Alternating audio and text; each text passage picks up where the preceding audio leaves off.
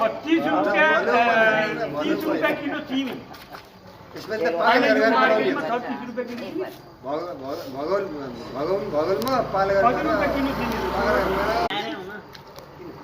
36 को खरिद 100 को 115 को बिक्री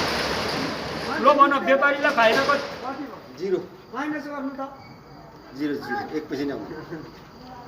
एक पैसा नि आउँदैन के हो म ठनी लिएर आउँछु एक पैसा नि आउँदैन त्यो के रे केराबारीमा जाने सधैँ जिल्ला पनि खरिदमा 36 रुपैयाँ किलो है यसले भने ल अब तिमी लिएर आऊ त 36 रुपैयाँ किलो व्यापारीले फाइदा कति 136 जम्मा 36 नारायणको बाल्लो ये दैवा त्यहाँबाट 36 रुपैयाँ किलो चिनी लिएर आउँछु लिएर आउनु त यहाँ बेचौँ हो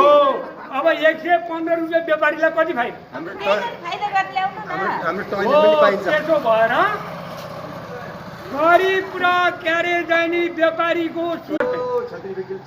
ल्याउने भए सुगर लाए मान्छेले पिसा फेर ठामको माटो भने बाल्ला उता ल त्यही हो छ बाजी ठोकुम त मेरोमा ए तपाईँले भात खाएर आयो कि नखाइकन ल बाजी ठोकुम तपाईँको घटमा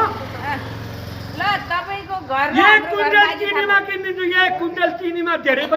तपाईँ यति मात्र भन्नुहोस् कि हाम्रो एक दिनमा हाम्रो 14 हाम्रो पुरा नेपालमा कति मेट्रिक टन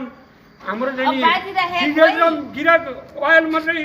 चाहिँ खर्च हुन्छ ल भन्नु त यहाँ ए प्रभु यो लामछाने बोले के दैवा लामछाने बोला तपाईँले त्यति मात्रै कुरा मैले भनेको उत्तर त दिन पर्यो नि पछुँदैन अनि मैले भनेर पनि दिनु यो त पर्यो एकजना दुईजनाको कुरो त होइन यो बाजी राख्नु न त नि आउनु